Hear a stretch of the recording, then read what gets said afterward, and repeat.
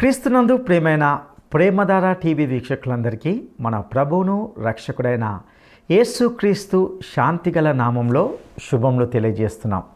గత కొన్ని రోజులుగా మనము యోహాను సువార్తను అధ్యయనం చేస్తూ వచ్చాం. ఈ అధ్యయనాలు మీ జీవితాలకు ఆశీర్వాదకరంగా ఉన్నాయని భావిస్తున్నాం. ఈరోజు యోహాను సువార్త ముగింపుగా 21వ అధ్యాయాన్ని ధ్యానించుకోబోతున్నాం. ఇందులో యేసు పునరుత్థానుడైన తర్వాత తన శిష్యులకు ప్రత్యక్షపరుచుకున్న ఒక ప్రత్యేక సంఘటనను గురించి ఇందులో చర్చిస్తాం. యేసు గలిలయ అనబడే తిబెరయ సముద్రం వద్ద తన శిష్యులకు కనపరుచుకున్నాడు. శిష్యుల్లో కొందరు చేపలు పట్టడానికి వెళ్ళారు. రాత్రంతా వారు ఎంత ప్రయత్నించినప్పటికీ వారికి చేపలు పడలేదు. సూర్యోదయ సమయాన యేసు దరిని నిలిచాడు, కానీ వారు ఆయనను గుర్తుపట్టలేదు. కుడి ప్రక్కను వల వేయమని చెప్పగా వారు అలా చేయగా విస్తారంగా చేపలు పడ్డాయి. అప్పుడు వారు ఆయనను గుర్తుపట్టారు. ఆయన వారితో కలిసి భోజనం చేశాడు. ఇక్కడ యేసు పేతురుతో జరిపిన సంభాషణ ఎంతో గంభీరమైనదిగా మనం చూడబోతున్నాం. నన్నెంతగా ప్రేమిస్తున్నావు అని యేసు పేతురును అడిగి తన మందను మేపు పని అతనికి అప్పగించాడు. అతడు ఎలాంటి మరణం పొందుతాడో యేసు పేతురుకు చెప్పాడు. ఆ విధంగా అతన్ని సిద్ధపరిచాడు. ఈ సంఘటన ద్వారా మనం ఎన్నో శ్రేష్టమైన విషయాలను తెలుసుకోబోతున్నాం. ఇక సందేశాన్ని వినడానికి మనము సిద్ధపడదామా? ప్రియ శ్రోతలు, ఈరోజు మన పాఠం యోహాను సువార్త 21వ అధ్యాయం. ఈ సువార్తలో ఇదే చివరి అధ్యాయం. జాగ్రత్తగా వినండి. యేసు తిబెరియ సముద్రము దగ్గర కనిపించాడు. యేసు తిబెరియ సముద్ర తీరాన శిష్యులకు మరల తనను ప్రత్యక్షపరుచుకున్నాడు. ఆయన తనను ప్రత్యక్షపరుచుకొనిన విధానం ఏదనగా, సీమోను పేతురు, దిదుమ అనబడిన తోమా, గలిలయ్యలోని కానా అనే ఊరివాడైన నతనయేలు, జెబెదయి కుమారులు, ఆయన శిష్యులలో మరి ఇద్దరు కూడి ఉన్నారు. సీమోను పేతురు వారితో అన్నాడు, నేను చేపలు పట్టబోతున్నాను.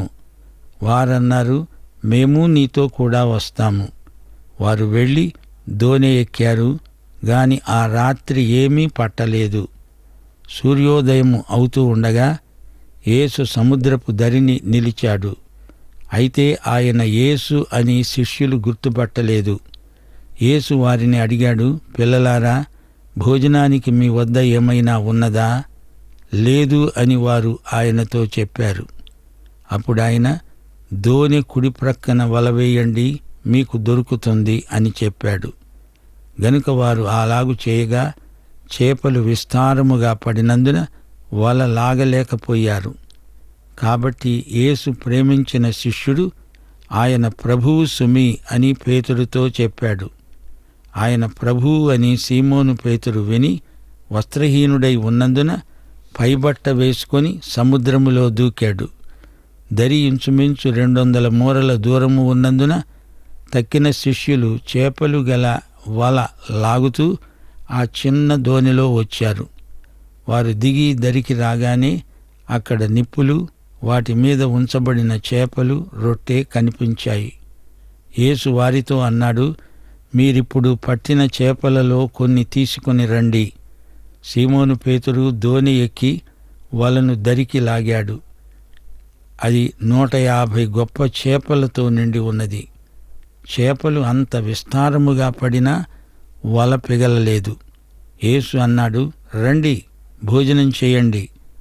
ఆయన ప్రభువని వారికి తెలిసినందున నీవు ఎవరివని శిష్యులలో ఎవ్వరూ ఆయనను అడగడానికి తెగించలేదు. యేసు వచ్చి ఆ రొట్టెను తీసుకొని వారికి పంచిపెట్టాడు. అలాగే చేపలు కూడా పంచిపెట్టాడు. యేసు మృతులలో నుండి లేచిన తరువాత శిష్యులకు ప్రత్యక్షమైనది ఇది 3వసారి. ప్రియ శ్రోతలు, వింటున్నారా? ఇది యోహాను సువార్త 21వ అధ్యాయం చివరి అధ్యాయం. తిబెరియ సముద్రంలో చేపల వల అనుభవం. అంటే అదే గలిలయ సముద్రం. మన చిత్తం కాదు, మన పద్ధతులు కాదు, అంతా ప్రభువు నిర్ణయం. సముద్ర తీరాన ఉదయకాల భోజనం. ఇక మూడో సంఘటన, యేసు ప్రభువు స్వయంగా పేతురుతో మాట్లాడుతూ అతని మరణం ఏ విధంగా రాబోతోందో ప్రవచించాడు. పునరుత్థానుడైన యేసు చేతిలోనే సమస్తము ఉన్నట్లు ఈ అధ్యాయం తేట తెల్లం చేస్తోంది. యేసు మన చిత్తమును శాసిస్తాడు. గలిలయకు పదండి, నేనక్కడ మిమ్మల్ని కలుసుకుంటాను అన్నాడు యేసు. అలాగే వారు వచ్చారు. వారు యేసు కోసం కనిపెట్టుకుని ఉన్నారు. ఆ గుంపులో ఎవరున్నారనుకున్నారు? సీమోను పేతురు, తొందరపాటు మనిషి. ప్రభు అంటే ఎంతో ప్రేమ ఉంది గాని భయస్థుడు. దూరంగా ప్రభువును వెంబడిస్తున్నాడు. తోమా ఉన్నాడు, సందేహాల పుట్ట. ప్రతిదానికి అతని వైఖరి ప్రశ్నార్థకమే. నతనయేలు, ఇతడికి సమయస్ఫూర్తి ఉంది గాని మొదట్లో ఇతడు సంశయాలు వెలిబుచ్చినవాడే. యాకోబు, యోహాను వీరిద్దరూ ఉరుము పుత్రులు అనే పేరు గలవారు. మరో ఇద్దరెవరు? వీరి పేర్లు చెప్పబడలేదు. ఈ గుంపులో ప్రతి ఒక్కడూ సమస్యలకు పెట్టింది పేరు. ఆ మాటకొస్తే నీవు నేను అంతే. సమస్యలే సమస్యలు. వారు చేపలు పట్టడానికి వచ్చారు అని విమర్శించనక్కర్లేదు. ప్రభువు వారినేమీ గద్దించలేదు. ప్రభువు వస్తాడు అని కనిపెట్టి విసిగిపోయాడు పేతురు. ఊరికే కూర్చొని బోరు కొట్టిందో ఏమో, నేను చేపలు పట్టడానికి వెడుతున్నాను అన్నాడు. మిగతా 6 మేము వస్తాం పదా అన్నారు. రాత్రంతా చేపల వలలు వేస్తూనే ఉన్నారు. ఒక్క చేప పట్టలేకపోయారు. చేపలు పట్టే వృత్తిలో ఆరితేరిన వారు, కాని వారు ఒక్క చేప పట్టలేకపోయారు. అంతకుముందు కనిపెట్టలేక బోరు కొట్టిందా? ఇప్పుడు ఒక్క చేప పట్టలేని స్థితి, వృధా ప్రయాస, మరీ బోరు కొట్టింది. వారు వృత్తిరీత్యా చేపలు పడతారు. వారికి చేపలు పట్టే విధానం కొట్టిన పిండి లాంటిది. అయినా ఏం ప్రయోజనం? ఒక్క చేప దొరకలేదు. నిరుత్సాహపడిపోయారు. అది దైవ నిర్ణయం. అందుకే అలా జరిగింది. అంతలో తెల్లవారింది. యేసు వారికి కనిపించాడు. మహిమ శరీరంతో ఉన్నాడు. ఆయనను వారు గుర్తుపట్టగలరు గాని ఉదయకాలం మసక చీకట్లు. ఎవరో అనుకున్నారు. పిల్లలారా, తినడానికి ఏమైనా ఉందా అని అడిగాడు యేసు. తినడానికి ఏమైనా ఉందా అని అడిగితే వారేమన్నారు? ఏమీ లేదు అన్నారు. చేపలేమైనా పట్టారా? ఆత్మలేమైనా సంపాదించారా అని ప్రభువు మిమ్మల్ని అడిగితే ఈ ఘడియలో మీరేం జవాబు చెప్తారు? దోణి కుడితట్టు వలవెయ్యండి అన్నాడు ప్రభువు. ఆయన చెప్పినట్లు చేసినప్పుడు చేపలు విస్తారంగా పడ్డాయి. అయినా వల ఏమాత్రమూ పిగల్లేదు. యేసుకు విధేయత చూపితే అద్భుతాలు జరుగుతాయి. వల నిండా చేపలు పడ్డాయి. వల చాలా గట్టిది. యేసు మరణం, పునరుత్థానం ఇదే సువార్త. ఈ వలలో ఎన్ని వేల లక్షల చేపలు పడినా తక్కువే. వల ఏమాత్రమూ పిగలదు. యోహాను ముందుగా యేసును గుర్తించాడు. అంతకు ముందు చేపలు అక్కడే పట్టారు. అప్పుడు వల పిగిలింది. పేతురు వెంటనే యేసును కలుసుకోవాలని ఆరాటపడ్డాడు. చేపల వల దరికి లాగారు. యోహాను సువార్తలో గ్రంథస్థం చేయబడిన చిట్ట చివరి అద్భుతమిదే. యేసు పునరుత్థానుడైన తరువాత చేసిన మొదటి అద్భుతమిది. 2 కొరింథీ 5:16 పౌలన్నాడు, మేము క్రీస్తును శరీరరీతిగా ఎరిగి ఉండినా ఇక మీదట ఆయనను అలాగు ఎరుగము. మనమిప్పుడు బెత్లెహేము శిశువుతో లేము. పునరుత్థానుడై సజీవుడై మహిమలో ఉన్న క్రీస్తును కలిగి ఉన్నాము. ఆయనను ఎరిగి ఉన్నాము. ఆయన ఇప్పుడు దేవుని కుడిపార్శ్వమున కూర్చుండి ఉన్నాడు. పునరుత్థానుడైన యేసు పరిచర్య ఈ రోజున మనకెంతో ముఖ్యం. ఈ సందర్భంలో మనం గుర్తించవలసిన కొన్ని పరమసత్యాలున్నాయి. గమనించండి. సాధారణంగా మన వాళ్ళు యేసు అద్భుతాలకు ఏది ఆధారంగా తీసుకుంటున్నారు? శిష్యులు వలలు వేస్తున్నారు, చేపలు పట్టలేకపోతున్నారు. ప్రభువు వారికి వలల నిండా చేపలనిచ్చాడు. కానాలో రాతి బానలు ఖాళీగా ఉన్నాయి. వారు బానలను నీటితో నింపాలి. అప్పుడు ఆ నీళ్లను ద్రాక్షరసంగా చేశాడు ప్రభు. మోషే, నీ చేతిలో ఏముంది అని అడిగాడు దేవుడు. ఇది కర్ర అన్నాడు మోషే. దేవుడు అదే కర్రతో మోషే చేత అద్భుతాలు చేయించాడు. దావీదు ఒక కాపరి, నమ్మకంగా గొర్రెలు కాచాడు. అతని చేతిలో కాపరి దుడ్డు కర్ర ఉన్నది. దేవుడు దాన్ని రాజదండంగా మార్చాడు. నీ చేతిలో ఏమి ఉన్నా దాన్ని దేవుడు వాడుకుంటాడు. మనం మనకున్న దానితో తృప్తిపడం. వేరే సాధనములు, వేరే పరిస్థితులు ఉంటే బాగుండు అనుకుంటాము. నీవు ఉన్న చోటనే, నీవు ఉన్న పరిస్థితిలోనే ప్రభువు నిన్ను వాడుకోకపోతే నీవెక్కడికి వెళ్ళినా వాడుకోడు. ఇది నిజం. దేవుడు మనకు ఏది ఇచ్చినా సమృద్ధిగా ఇస్తాడు. 6 రాతి బానల నిండా ద్రాక్షరసం. 5,000 మంది తిన్న తరువాత ఇంకా 12 గంపల ఆహారం మిగిలింది. అలాగే వల నిండా చేపలు. సముద్రానికి అవతల యేసు దగ్గర కుంపటి ఉంది, చేపలున్నాయి. కాని ఆయన, మీరు పట్టిన చేపలు కూడా తెండి అంటున్నాడు. వారి ప్రయాసను, వారి సేవను ఆయన అంగీకరిస్తున్నాడు, ఆమోదిస్తున్నాడు. ఆయన ఆజ్ఞ ప్రకారం వారు పట్టి తెచ్చిన చేపలను ఆయన స్వీకరిస్తున్నాడు. ప్రభువుతో సేవకుల సహవాసానందం ఎంతో గాఢమైనది. లూకాసు వార్త 5వ అధ్యాయంలో మరో సందర్భంలో పేతురు వలవేసి చేపలు విస్తారంగా పట్టాడు. ఆ సమయంలోనే ప్రభువు, మనుష్యులను పట్టే జాలరునుగా చేస్తాను అన్నాడు. అప్పుడు వల పిగిలింది. యేసును అనేక మంది వెంబడిస్తారు, కాని అందరూ చివరి వరకు నిలువరు. మళ్ళీ ఈ లోక సముద్రంలో కలిసిపోతారు.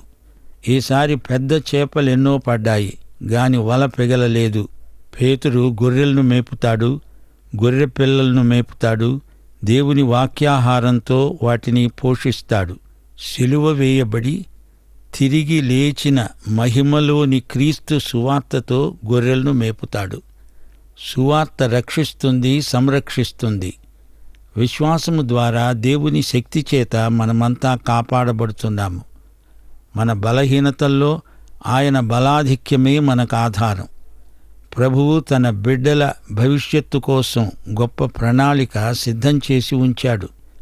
ఆయనే మన మార్గదర్శి, మనల్ని నడిపించేవాడు. మనం విధేయులమైతే ఆయన ఆశీర్వదిస్తాడు.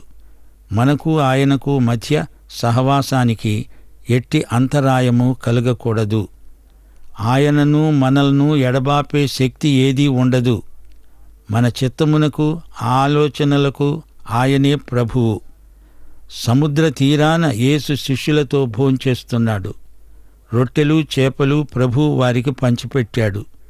పునరుత్థానుడైన యేసు వారికి కనిపించాడు. ఇది 3వసారి. 15వ వచనం నుండి, వారు భోజనము చేసిన తరువాత యేసు సీమోను పేతురును చూచి, యోహాను కుమారుడవైన సీమోను, వీరికంటే నీవు నన్ను ఎక్కువగా ప్రేమిస్తున్నావా అని అడుగగా, అతడు, అవును ప్రభువా, నేను నిన్ను ప్రేమిస్తున్నానని నీవే ఎరుగుదువు అని ఆయనతో అన్నాడు. యేసు, నా గొర్రెలను మేపు అని అతనితో చెప్పాడు. మరల ఆయన, యోహాను కుమారుడవైన సీమోను, నన్ను ప్రేమిస్తున్నావా అని 2వసారి అతన్ని అడుగగా, అతడన్నాడు, అవును ప్రభువా, నేను నిన్ను ప్రేమిస్తున్నానని నీవే ఎరుగుదువు. ఆయన అన్నాడు, నా గొర్రెలను కాయి. 3వసారి ఆయన ప్రశ్నించాడు, యోహాను కుమారుడవైన సీమోను, నన్ను ప్రేమిస్తున్నావా?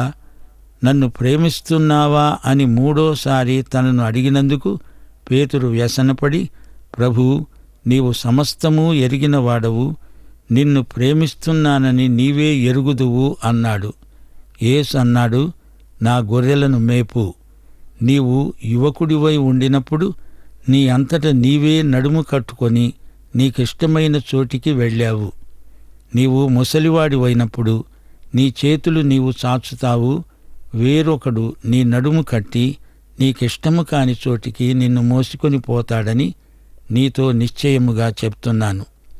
అతడు ఎట్టి మరణము వలన దేవుణ్ణి మహిమపరుస్తాడో దానిని సూచించి ఆయన ఈ మాట అన్నాడు. ఇలా చెప్పి, నన్ను వెంబడించు అని అతనితో అన్నాడు. పేతురు వెనుకకు తిరిగి, యేసు ప్రేమించినవాడు భోజన పంక్తిలో ఆయన రొమ్మున ఆనుకొని, ప్రభువా, నిన్ను అప్పగించేవాడు ఎవడు అని అడిగినవాడు అయిన శిష్యుడు తమ వెంట రావడము చూచాడు. పేతురు అతన్ని చూచి, ప్రభువా, ఇతని సంగతి ఏమిటి, ఏమవుతుంది అని యేసును అడిగాడు. యేసు అన్నాడు, నేను వచ్చే వరకు అతడు ఉండడము నాకిష్టమైతే అది నీకేమి? నీవు నన్ను వెంబడించు. కాబట్టి ఆ శిష్యుడు చావడు అనే మాట సహోదరులలో ప్రచురమైంది. అయితే అతడు చావడు అని యేసు అతనితో చెప్పలేదు గాని, నేను వచ్చే వరకు అతడు ఉండడము నాకిష్టమైతే అది నీకేమి అని చెప్పాడు. సోదరీ సోదరులారా, వింటున్నారా? పునరుత్థానుడైన యేసు వారికి ఆహారం పెట్టాడు. భోజనమైన తరువాత యేసు పేతురుతో ముఖాముఖి సంభాషణ చేశాడు. పేతురు బలహీనతలేవో ప్రభువుకు బాగా తెలుసు. సేవకు పేతురును ప్రభువు పిలుస్తున్నాడు. సేవకు అర్హత ప్రేమ. 3 సార్లు ప్రభువు పేతురును ఇదే ప్రశ్న అడిగాడు, నన్ను ప్రేమిస్తున్నావా? 3 ప్రశ్నలకు పేతురు 3 జవాబులు చెప్పాడు. 3 సార్లు ప్రభువు సేవను అతనికి అప్పగిస్తున్నాడు. 3 సార్లు ఎందుకు పరీక్షించాడు అంటారా? దానికి కారణం లేకపోలేదు. అంతకుముందు సీమోను పేతురు 3 సార్లు యేసును ఎరుగనని బొంకాడు. అందుకే 3 సార్లు ప్రభువు అతని చేత, ప్రభూ, నిన్ను ప్రేమిస్తున్నాను అని చెప్పించాడు. ప్రభువు పేతురును మిగతా శిష్యులను పిలిచినట్లే సేవార్థమై పిలిచాడు. చేపల వల దరికి లాగారు, వల పిగిలింది. ఆ సమయంలో వారిని మనుషులను పట్టే జాలరులనుగా ప్రభువు నియమించాడు. అది అపొస్తలత్వానికి పిలుపు. ఆ తరువాత చలిమంట దగ్గర యేసును ఎరగనని 3 సార్లు చెప్పి అపొస్తలత్వపు పిలుపు కాస్త పోగొట్టుకున్నాడు. మళ్ళీ ఇక్కడ వలలాగారు, ఇక్కడ నిప్పుల కుంపటి. యేసు పేతురు యొక్క పిలుపును పునరుద్ధరించాడు. పేతురుకు ప్రేమ పరీక్ష పెట్టాడు. అతడు కోల్పోయిన అపొస్తలత్వం పునరుద్ధరించబడింది. 3 ప్రశ్నలు ఒక్కటిగా ధ్వనిస్తున్నాయి గాని వాటి భావం వేరు. మొదటి ప్రశ్న, పేతురు, నీవు నన్ను వీరందరికంటే ఎక్కువగా ప్రేమిస్తున్నావా? యోహాను కుమారుడవైన సీమోను అని పిలిచాడు. అంద్రెయ సీమోనును తెచ్చాడు. కాని సీమోనుకు యేసు కేఫా లేక పేతురు అని కొత్త పేరు పెట్టాడు. కేఫా అనేది అరామిక్ మాట, రాయి అని అర్థం. గ్రీకు భాషలో పెట్రోస్. కైసరయ్య ఫిలిప్పిలో మీరు నన్ను గురించి ఏమనుకుంటున్నారు అని ప్రభు అడిగితే పేతురు, నీవు సజీవుడైన దేవుని కుమారుడివైన క్రీస్తువు అన్నాడు. ప్రభువు, సీమోను, నీవిచ్చిన సాక్ష్యం గొప్పది. నీవు రాయి మనిషివవుతావు, నీ పేరు పేతురు అన్నాడు. ఇక్కడ గలిలీ సముద్ర తీరాన ప్రభువు అతని పాత పేరు జ్ఞాపకం చేస్తూ సీమోను అన్నాడు. సీమోను, నీవు నన్ను ప్రేమిస్తున్నావా? ప్రేమ అనడంలో యేసు ప్రభు ఉద్దేశ్యమేమిటి? గ్రీకు భాషలో 3 మాటలున్నాయి. 1 ఎరోస్, 2 ఫిలియో, 3 అగాపే. ఎరోస్ కేవలం భౌతికమైన స్త్రీ పురుషుల ప్రేమ.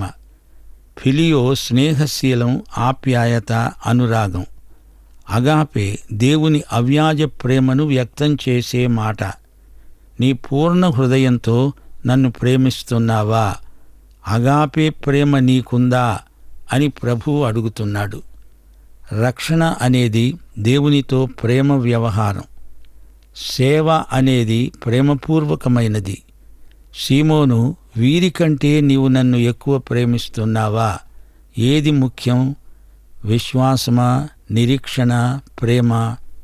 1 కొరింథీ 13:13 అంటోంది, విశ్వాసము, నిరీక్షణ, ప్రేమ ఈ మూడూ నిలుస్తాయి. వీటిలో శ్రేష్టమైనది ప్రేమే. పేతురు యేసును ఎరగనని చెప్పాడు. అయినా ప్రభువు పేతురును ఎంతో ప్రేమించాడు. యోహాను సువార్త 15వ అధ్యాయం 13వ వచనం, తన స్నేహితుల కొరకు తన ప్రాణము పెట్టేవాని కంటే ఎక్కువ ప్రేమ కలవాడు ఎవడూ లేడు.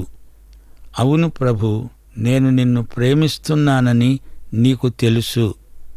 కాని ప్రభు, నాది ఫిలియో ప్రేమ, అగాపే కాదు. పేతురు ఇప్పుడు గొప్పలు చెప్పుకోడు, ప్రగల్భాలు పలకడు.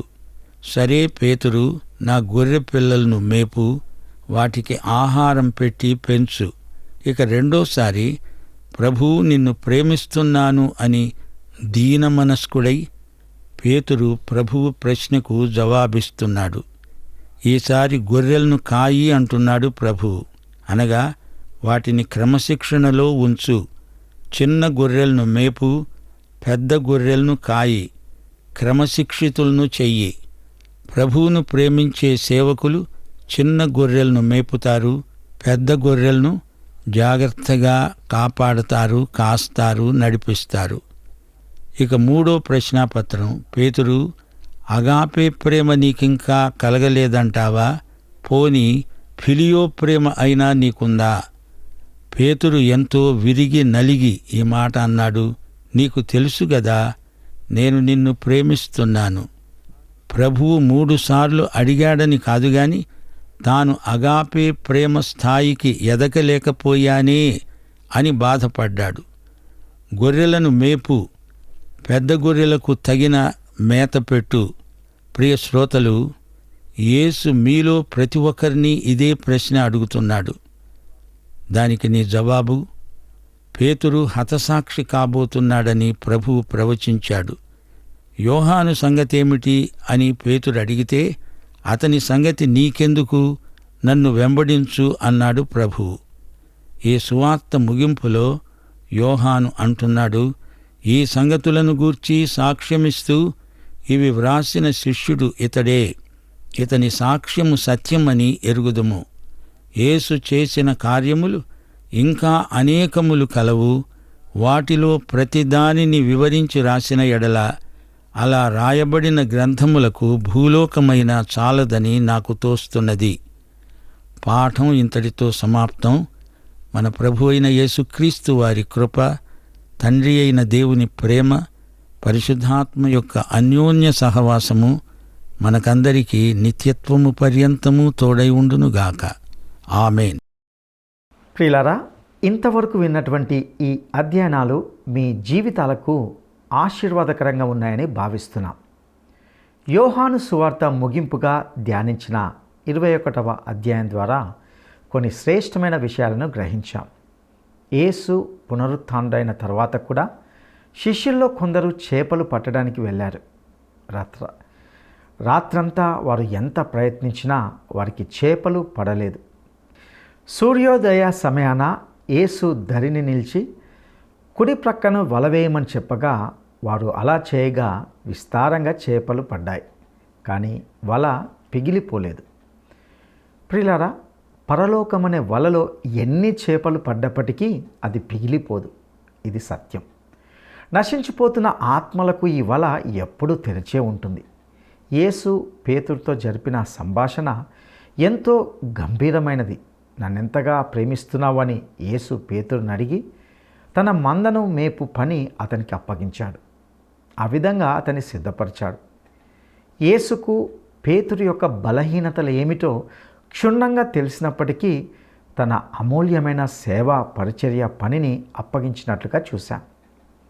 ప్రియులారా, మనము కూడా ఎంతో బలహీనులైనప్పటికీ, మనము నమ్మదగిన వారము కానప్పటికీ ప్రభువు మనలను నమ్ముతూ తన విలువైన పరిచర్యను మనకు అప్పగిస్తున్నాడు. ఈ అధ్యయనాల ద్వారా మనము ఒకటే గ్రహించాలి: యేసు దేవుని కుమారుడు. ఆయన ద్వారానే మనకు రక్షణ, విడుదల. ఈ సత్యము ప్రతి ఒక్కరూ నమ్మి ఆయనను విశ్వసించాలి అనేదే దేవుని సంకల్పం. నేటితో మనము యోహాను సువార్త ముగించుకుంటున్నాం. తిరిగి మరొక గ్రంథ ధ్యానాలతో కలుసుకుందాం. అంతవరకు సర్వశక్తిమంతుడైన దేవుడు మనకు తోడయుండి నడిపించునుగాక. దైవాశీస్సులు.